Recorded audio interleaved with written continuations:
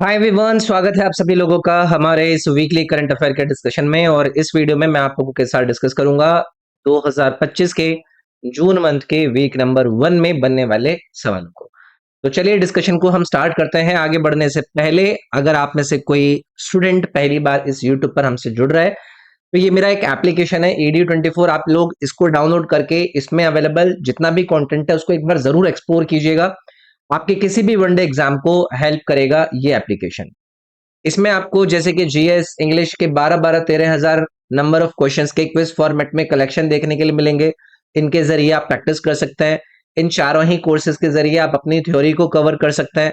हर SSC exam की test series, हर railway exams की test series, और ये जो वीडियो मैं आप लोगों को यहाँ पर करा रहा हूँ ना, ये आपको पीडीएफ मिलेगी इस वाले कोर्स के अंदर। करंट अफेयर का जो मंथली वाला कोर्स है, इसी में आपको इस वीडियो को भी आप लोगों को देख पाओगे।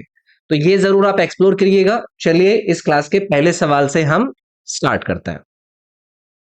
पहला सवाल है कि रक्षा अनुसंधान एवं विकास संगठन यानी कि डीआरडीओ, जिसको हम Defence Research and Development Organisation कहते हैं, ने किस शहर में क्वांटम प्रौद्योगिकी अनुसंधान केंद्र को इनैगुरेट किया, यानी कि उसका उद्घाटन किया। किसकी बात कर रहे हैं हम? Q2RC, quantum technology research centre.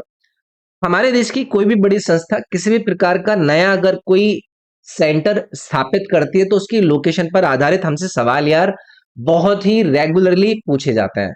तो नई दिल्ली के अंदर एक जगह है जिसको कहा जाता है मकैफे हाउस। यहां पर इसको स्थापित किया गया है, तो ये नई दिल्ली वाला जो ऑप्शन था ये आपका करेक्ट आंसर हो जाता। मई 27 को इसको स्थापित करा गया। ये जो QTRC है यानी कि क्वांटम टेक्नोलॉजी रिसर्च सेंटर है, इसका उद्देश्य है कि ये जो भारत की इंडिजिनस कैपेबिलिटी है क्वांटम साइंस के अंदर, डिफेंस के क्षेत्र में और स्ट्रेटेजिक पर्पसेस को लेकर, उसको क्या करेगा? ये स्ट्रेंथन करेगा, उसको मजबूत करेगा। तो याद रखेंगे इसको। अगला सवाल है, कौन सा शहर पूर्वोत्तर क्षेत्र में रेलवे नेटवर्क से जुड़ने वाला चौथा राजधानी शहर बन गया है? Which city has become the fourth capital city in the northeastern region to be connected to the railway network? तो याद रखिएगा, मिजोरम की कैपिटल कौन सी है? ऐजवाल।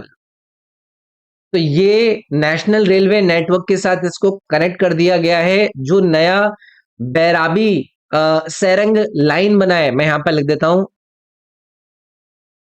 बैराबी। ये लाइन वगैरह भी पूछ लेते हैं, ठीक है। बैराबी सेरंग लाइन, इसके साथ इसको लिंक करके इन्होंने नॉर्थ ईस्ट की कनेक्टिविटी को और ज्यादा बूस्ट किया है। तो ये जो मिजोरम है ये फोर्थ नॉर्थ ईस्टर्न स्टेट बन गया है उसकी कैपिटल सिटी से, जिसको ये आपका रेल नेटवर्क से कनेक्ट किया गया। इससे पहले कौन किन को कनेक्ट किया गया था भाई?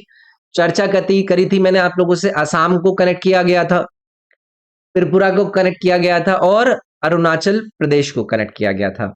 तो यहां पर आप लोगों को याद रखना था मिजोरम का ऐजवाल। चलिए आगे बढ़ेंगे। वित्त वर्ष 2024-25 में किस क्षेत्र को सबसे अधिक प्रत्यक्ष विदेशी निवेश इक्विटी प्रभाव प्राप्त हुआ? ऐसे इकोनॉमिक्स की करंट अफेयर पर बेस्ड जो इंपॉर्टेंट डेटाज आते हैं उनसे रिलेटेड आपके करंट अफेयर में सवाल पूछे जाते हैं। तो which sector receive the highest FDI यानी कि foreign direct investment equity inflow fiscal year 2024-25 के अंदर? तो इंडिया ने अट्रैक्ट किया एक record 1.04 billion USD dollar FDI के रूप में इस 24-25 के आपके फिस्कल ईयर में। तो पिछले साल से ये लगभग 14% इंक्रीज इस बार रिकॉर्ड किया गया है।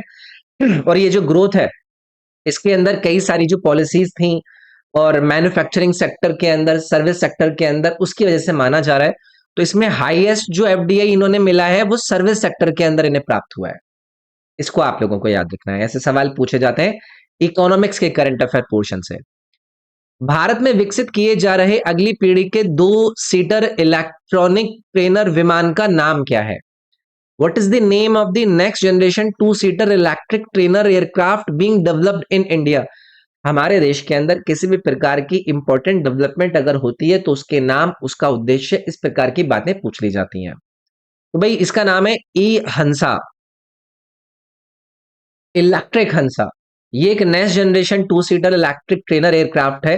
तो ये भारत की जो सेल्फ रिलायंस वाला एम है ना, उसको कहीं ना कहीं ये क्या करता है, प्रमोट करता है। तो इसको अगर कल को इसमें से एक और सवाल निकालने का इनका बने तो ये पूछेंगे किसने डेवलप कराया है, तो इसमें याद रखिएगा CSIR का जो NAL एजेंसी है, कहां पर, बैंगलोर के अंदर, उसके द्वारा इसको विकसित किया गया है। चलिए आगे बढ़ता है। डंक रहित मधुमक्खियां एट्रागोनेला इरेडिपेनस और लेपिडोट्रोगोना आखिरी फेरा जो हाल ही में समाचारों में रही, किस राज्य की मूल निवासी है। अब आप में से कई सारे लोग मुझसे पूछोगे कि सर जी अब आप हमें ये मधुमक्खियों के बारे में पूछोगे क्या। यार आपके अलग अलग एग्जाम्स के अंदर बायोडाइवर्सिटी वाले टॉपिक से इस तरीके के सवाल पूछे जाते हैं। तो ये दो नेटिव स्टिंगलेस बीज हैं, इनकी वैरायटी आपको देखने के लिए मिलती है मिजोरम राज्य के अंदर। तो इनको हाल ही में इन्होंने फार्मर्स को लेकर ये बहुत ही हेल्पफुल रहती हैं, उसका एक डेटा सामने आया था, इसलिए चर्चा में आ जाती हैं। ठीक है। अगला सवाल है, चूड़धार वन्यजीव अभयारण्य किस राज्य में स्थित है, यानी कि चूड़धार वाइल्ड लाइफ सेंचुरी की लोकेशन आपको बताना है कि कौन से राज्य के अंदर है। तो चर्चा में क्यों है कि हिमाचल प्रदेश का जो फॉरेस्ट डिपार्टमेंट है ना, इन्होंने एक ऑर्डर के ऊपर होल्ड लगा दिया है। इस वाइल्ड लाइफ सेंचुरी के अंदर जितने भी विजिटर्स को चार्ज करा जा रहा था ना, वो नहीं करा जाएगा। तो इसकी लोकेशन आप लोगों के लिए इंपॉर्टेंट हो जाएगी। याद रखिएगा इसको कब स्थापित किया गया था, 1985 में स्थापित किया गया था। हिमाचल प्रदेश के अंदर ये लोकेटेड है। चलिए आगे बढ़ देंगे। 7 समिट चैलेंज पूरा करने वाले सबसे कम उम्र के भारतीय कौन बने हैं। 7 समिट्स चैलेंज को कंप्लीट करने वाले यंगेस्ट इंडियन, ये आपके अपकमिंग किसी न किसी एग्जाम में आपको पक्का मिलेगा। तो हैदराबाद से है ये, इनका नाम है विश्वनाथ कार्तिकेय पदकांती। तो ये यंगेस्ट इंडियन बने हैं, और इसके अलावा ये सेकंड पर्सन यानी कि दूसरा इंसान बने हैं जिन्होंने ये 7 समिट जो चैलेंज होता है उसको क्या किया है, कंप्लीट किया है। अब ये जो 7 समिट चैलेंज है ना, इसको लेकर आप लोगों से पूछा जाता है, तो जो हाईएस्ट माउंटेन्स है 7 कॉन्टिनेंट्स के अंदर, 7 महाद्वीपों के अंदर, उनको चढ़ने का ये चैलेंज होता है। ठीक है। तो यहां से ना आप लोगों से एक और सवाल पूछा जा सकता है, ये बताइए कि पहला आदमी कौन था। चलो ये तो दूसरे आदमी बन गए, जो फर्स्ट आदमी था जिसने इसको प्रपोज किया था और इसको कंप्लीट किया था, तो 1980 में एक व्यक्ति है जिनका नाम आपको याद रखना है, रिचर्ड बैस। इनके द्वारा इस 7 समिट्स चैलेंज को पहले पूरा किया गया था। तो अब ये सेकंड व्यक्ति बने विश्वनाथ कार्तिकेय पदकांती। चलिए आगे बढ़ेंगे। हाल ही में भारत के किस क्षेत्र में पौधों की प्रजाति पेडिक्युलरिसिस राजेशियाना की खोज करी गई है। यार ये इंपॉर्टेंट सवाल है। मुझे पता है आप में से कई सारे लोग कहोगे कि सर जी इस प्रकार के सवाल क्या ये अब हमसे पूछेंगे क्या कि कोई प्लांट का नया स्पीशी ढूंढा गया है। तो हो सकता है ये इसका इस साइंटिफिक नाम को भी हमसे पूछ लें। तो हाल ही में जो रिसर्चर्स है ना, उन्होंने इस नए प्लांट की स्पीशी को डिस्कवर किया है। इसका साइंटिफिक नाम भी आपको याद रखना है, पेडिक्युलरिसिस राजेशियाना इसका साइंटिफिक नेम है। ये रोहतांग पास के हाई ऑल्टीट्यूड रीजन के अंदर वेस्टर्न हिमालयाज में पाया जाता है। तो ये जो आपका पहला वाला ऑप्शन है ना, ये इसमें करेक्ट आंसर हो जाता। ठीक है। अच्छा ये कल को ना इससे रिलेटेड एक और सवाल पूछ सकते हैं कि बताइए कि ये जो नया स्पीशी मिला है ये कौन से प्लांट ग्रुप से आपका संबंधित है। तो इसमें आपको याद रखना है लव्सवर्ड्स। ये प्लांट का एक प्रकार से ग्रुप होता है जिससे ये आपका नया स्पीशीज जो ढूंढा गया है बिलोंग करता है। आगे बढ़ेंगे। भारत का कौन सा जिला अपनी पूरी बिजली मांग को सौर ऊर्जा से पूरी करने वाला पहला जिला बन गया है। ये सवाल आपको पक्का आपके किसी ना किसी अपकमिंग एग्जाम में देखने के लिए मिलेगा। तो याद रखिएगा दीव, ये बन गया है पहला भारत का डिस्ट्रिक्ट जिसने अपनी जो एंटायर पावर डिमांड है उसको सोलर एनर्जी के जरिए क्या किया है, मीट किया है। तो इसकी जो कैपेसिटी सोलर पावर जनरेशन की है वो है 11.88 मेगावाट, जितनी ये आपकी डिमांड इस डिस्ट्रिक्ट की बनती है। तो प्रहलाद जोशी जो है, जो हमारे MNRE यानी कि minister for new and energy minister है, उन्होंने इसको प्रोत्साहित किया कि भाई ये बहुत अच्छी एक डे टाइम इलेक्ट्रिसिटी की नीड सोलर पावर से पूरी करने का इनके द्वारा ये एक अचीवमेंट किया गया है। अगला सवाल है, हाल ही में 600 मिलियन वर्ष पुराने स्ट्रोमेटोलाइटस कहाँ खोजे गए? 600 मिलियन ईयर ओल्ड स्ट्रोमेटोलाइट्स को रिसेंटली बताइए कि कहाँ पर डिस्कवर किया गया है। तो अगेन, किसी भी रीजन के अंदर अगर साइंटिस्ट किसी भी प्रकार की इंपॉर्टेंट पुरानी किसी चीज को अनअर्थ कर रहे हो, तो वो यार वो हमारे लिए इंपॉर्टेंट हो जाता है। तो हिमाचल प्रदेश के अंदर आपने सोलन डिस्ट्रिक्ट सुना होगा, वहां पर इनको पाया गया, तो इसको चंबा घाट हिमाचल प्रदेश आप लोगों को याद रखना है। तो ये क्या होता है, आप में से कई सारे लोग ये पूछोगे कि सर जी है क्या चीज ये स्ट्रोमेटोलाइटस? तो ये एक ऑर्गेनो सेडिमेंट्री स्ट्रक्चर है जो कि एल्गे और साइनोबैक्टीरिया ट्रैपिंग कैल्शियम के द्वारा फॉर्म करी जाती है। तो 600 मिलियन साल पुरानी इसको डिस्कवर करा गया है।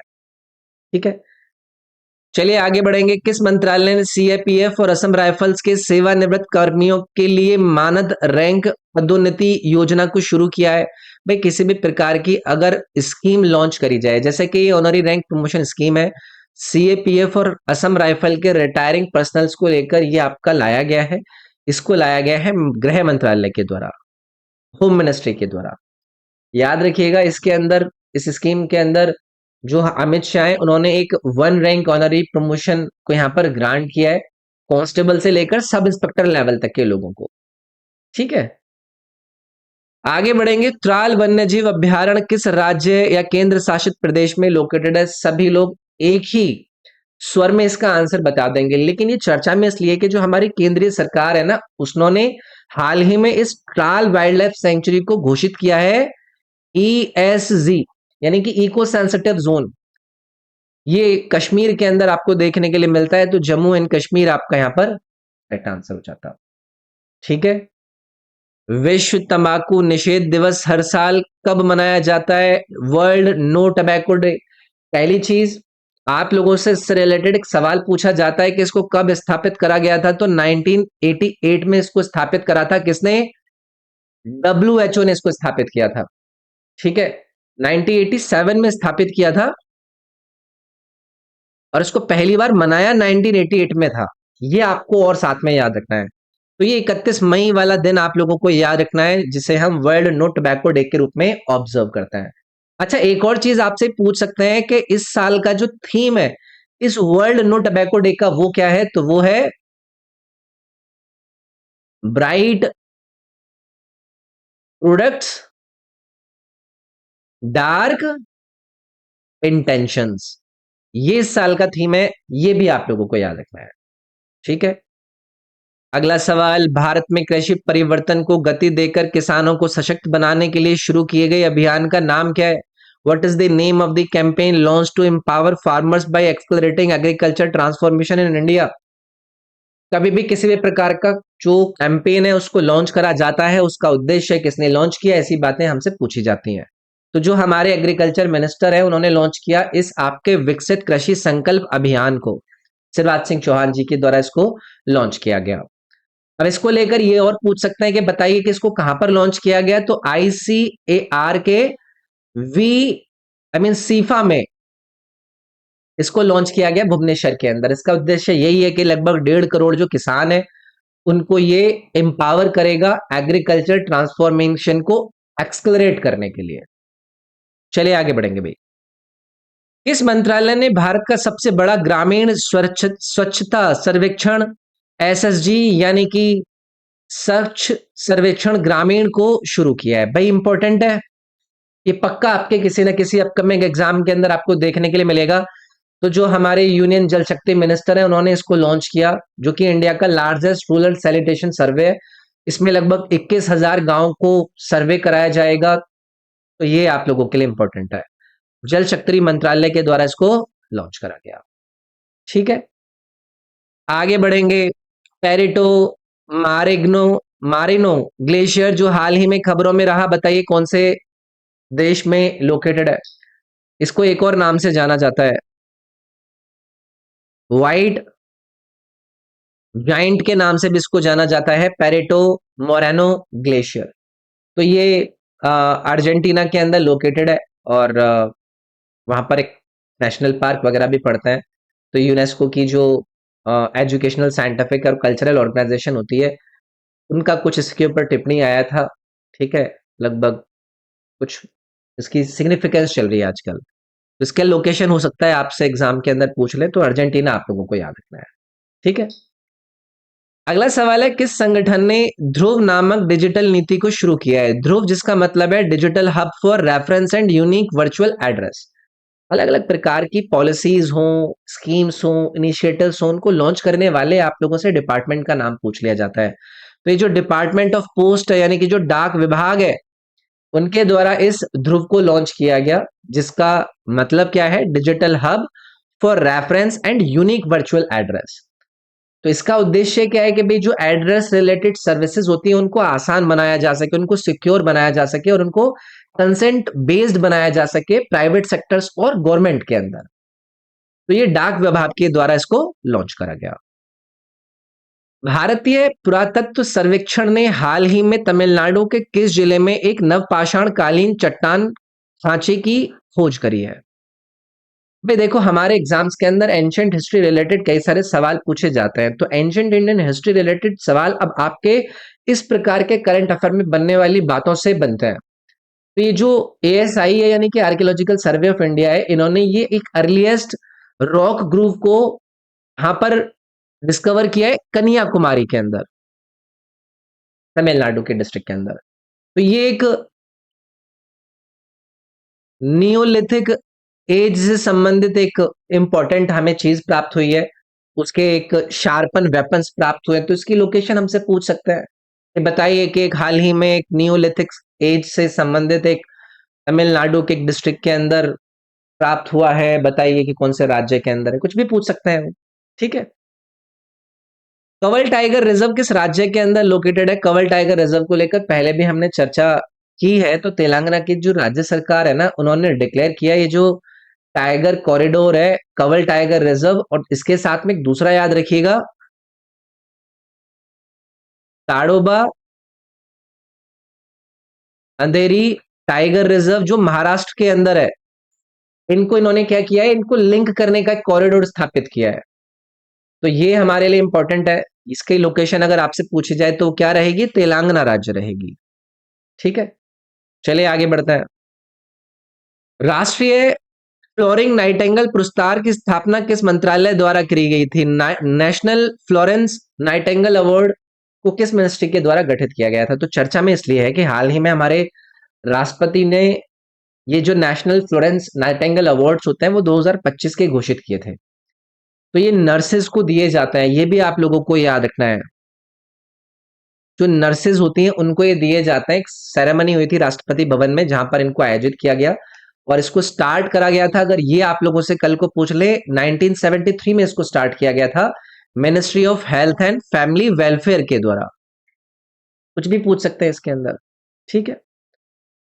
किस मंत्रालय ने कृषि निवेश पोर्टल को लॉन्च किया है? कृषि निवेश पोर्टल को लॉन्च करने वाले मिनिस्ट्री का नाम बताना है। सभी लोग एक ही स्वर में कहेंगे, कृषि और किसान कल्याण मंत्रालय, यानी कि ministry of agriculture and farmer welfare के द्वारा इस कृषि निवेश पोर्टल को लॉन्च किया गया। तो ये पोर्टल एक प्रकार से वन स्टॉप सॉल्यूशन है, एक प्लेटफॉर्म है फार्मर्स या फिर जो एंटरप्रेन्योर्स हैं और इंडस्ट्रीज हैं उनके लिए, जिसमें जो सेंट्रल और स्टेट गवर्नमेंट्स की स्कीम्स का डेटा है ना एग्रीकल्चर सेक्टर से संबंधित, वो इजीली प्रोवाइड कराया जाएगा, याद रखेंगे। नाल सरोवर वन्यजीव अभ्यारण्य किस राज्य के अंदर लोकेटेड है? नाल सरोवर वाइल्ड लाइफ सेंचुरी की लोकेशन आपसे पूछ रहे हैं। तो हुआ क्या, एक रेयर आर्कटिक जो सी बर्ड होती हैं, जिसका नाम अगर आप लोगों को याद रख जाए, सबाइन्स गुल, इसको रिसेंटली स्पॉट करा गया इस आपके वाइल्ड लाइफ सेंचुरी के अंदर। तो ये गुजरात के अंदर लोकेटेड है। हो सकता है कि हाल ही में नाल सरोवर वाइल्ड लाइफ सेंचुरी गुजरात के अंदर एक रेयर आर्कटिक सी बर्ड को लोकेट किया गया, उसको स्पॉट किया गया। बताइए उसका नाम क्या है? तो इसका नाम क्या है? सबाइन्स गुल, ठीक है? बेयर कटार TB2 किस देश द्वारा विकसित एक मानव रहित हवाई वाहन है? क्या नाम है? Bayraktar TB2 is an unmanned aerial vehicle, जिसको बताइए किस कंट्री के द्वारा डेवलप करा गया है? अम, आप लोगों ने भी इंडिया पाकिस्तान के कन्फ्लिक्ट के टाइम में भी कई प्रकार के ड्रोन्स को यूज करते हुए सुना होगा। तो यार ये टर्की का है ये, ठीक है। तो इनकी रेपुटेशन के ऊपर ना बहुत बड़ा धब्बा लगा है, क्योंकि पाकिस्तान ने इनके ड्रोन्स को यूज किया था ऑपरेशन सिंदूर के दौरान और ये फेल हो गए थे, ठीक है। तो याद रखिएगा इसका, ठीक है। ये पूछ सकते हैं किसका है ये। दिबांग नदी जो हाल ही में खबरों में रही, किन राज्यों से होकर बहती है? Dibang river that was recently seen in news, बताइए कि कौन से स्टेट से होकर गुजरती है। तो हुआ क्या, जो हमारी इंडियन एयरफोर्स है ना, इन्होंने 14 लोगों को रेस्क्यू किया, जिसमें 13 तो लोग आसाम से थे और एक आपका अरुणाचल प्रदेश के रिवर आइलैंड में आपका फंस गया था, क्योंकि दिबांग रिवर के अंदर यहाँ पर ना बाढ़ आ गई थी। तो दिबांग रिवर आपको याद रखना है, ये अरुणाचल प्रदेश और आसाम से होकर गुजरती है, ये आप लोगों को याद रखना है। तो ये ब्रह्मपुत्र की एक सहायक नदी है, यहाँ पर लिख लीजिएगा, ब्रह्मपुत्र की क्या है ये, सहायक नदी है। अगला है नक्शा कार्यक्रम किस सरकारी पहल के तहत कार्यान्वित किया जाता है? नक्शा प्रोग्राम को इम्प्लीमेंट किया जाता है किस गवर्नमेंट इनिशिएटिव के तहत? अब देखो, अलग अलग मिनिस्ट्री के द्वारा अलग अलग प्रकार के इनिशिएटिव लिए जाते हैं। हर इनिशिएटिव में कई सारे सब इनिशिएटिव भी होते हैं। तो मिनिस्ट्री ऑफ रूरल डेवलपमेंट के अंदर में आपका डिपार्टमेंट ऑफ लैंड रिसोर्स आता है, जिसको डीओएलआर के नाम से भी जानते हैं। इन्होंने ये अपना एक सेकेंड फेज कैपेसिटी बिल्डिंग नक्शा प्रोग्राम यहाँ पर इन्होंने शुरू करने की बात करी थी 2 जून से। इसको याद रखिएगा, ये DILRMP यानी कि Digital India Land Records Modernisation Programme से आपका संबंधित है, ठीक है। आगे बढ़ेंगे। कैस्पियन गल लारस कैचिनस नामक एक दुर्लभ प्रवासी पक्षी हाल ही में किस राज्य के अंदर देखा गया?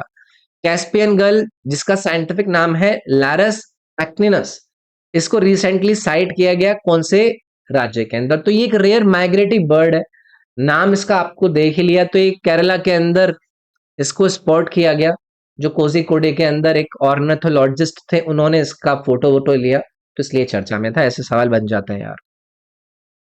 किस मंत्रालय ने भारत जन शिखर सम्मेलन में Bharat Jain multi modal large language model को लॉन्च किया है? भारत जैन समिट में Bharat Jain multi modal large language model को कौन सी मिनिस्ट्री के द्वारा लॉन्च किया गया? अब देखो, कोई भी मिनिस्ट्री किसी भी प्रकार के मॉडल को सामने लेकर आती है किसी इंपॉर्टेंट समिट के अंदर, तो यार ये इंपॉर्टेंट हो जाता है। तो इसमें हमारा ministry of science and technology आप लोगों को याद रखना है, जिनके द्वारा इस मॉडल को लॉन्च किया गया। इसमें डॉक्टर जितेंद्र सिंह ने एक्चुअली में इसको लॉन्च किया था, तो इसको याद रखेंगे, ठीक है। अगला है अंतरराष्ट्रीय वायु परिवहन संघ की 21वीं वार्षिक आम बैठक का मेजबान कौन सा देश है? Which country is the host of 81st annual general meeting of international air transport association? Important सवाल है। तो हमारे देश के जो प्रधानमंत्री हैं, उन्होंने एड्रेस किया था इस 81वीं एनुअल जनरल मीटिंग को, जो कि IATA यानी कि इंटरनेशनल एयर ट्रांसपोर्ट एसोसिएशन से संबंधित थी। कहां पर? नई दिल्ली के भारत मंडपम में। तो यहां पर आपका आंसर क्या हो जाता? नई दिल्ली हो जाता। इसका नाम जो है ये एयर ट्रांसपोर्ट एसोसिएशन, इसको लेकर एक आधा सवाल पहले पूछे जा चुके हैं कि इसको कब फाउंड किया गया था। तो याद रखिएगा, इसको 1945 में फाउंड किया गया था, क्यूबा के हवाना में। अगर ये बात याद रह जाए तो इनको भी याद रखिएगा। रायगढ़ किला जो हाल ही में खबरों में रहा, किस राज्य में स्थित है? रायगढ़ फोर्ट सभी लोगों को आराम से पता होगा, महाराष्ट्र आप लोग आंसर कर देते। लेकिन चर्चा में क्यों था कि रिसेंटली ना एक ज्वाइंट एक्सकेवेशन किया गया, किसके द्वारा? जो हमारा ASI यानी कि आर्कियोलॉजिकल सर्वे ऑफ इंडिया है, और इनके साथ में रायगढ़ डेवलपमेंट अथॉरिटी। तो इन्होंने यहाँ पर कुछ रेयर यंत्रराज या फिर एक एस्ट्रोएबल को क्या किया, यहाँ से अनअर्थ किया। छत्रपति शिवाजी महाराज की कैपिटल रहती थी रायगढ़, तो ये आपको याद रखना है। खीर भवानी उत्सव किस राज्य या केंद्र शासित प्रदेश में मनाया जाता है? खीर भवानी फेस्टिवल। फेस्टिवल रिलेटेड सवाल आप लोगों के पूछे जाते हैं। तो रिसेंटली इस खीर भवानी फेस्टिवल को सेलिब्रेट किया गया, जो ज्येष्ठ अष्टमी पड़ी थी उस पर। कहां पर? जम्मू एंड कश्मीर में। तो ये ए ऑप्शन इसमें आपका करेक्ट रह जाता, ठीक है।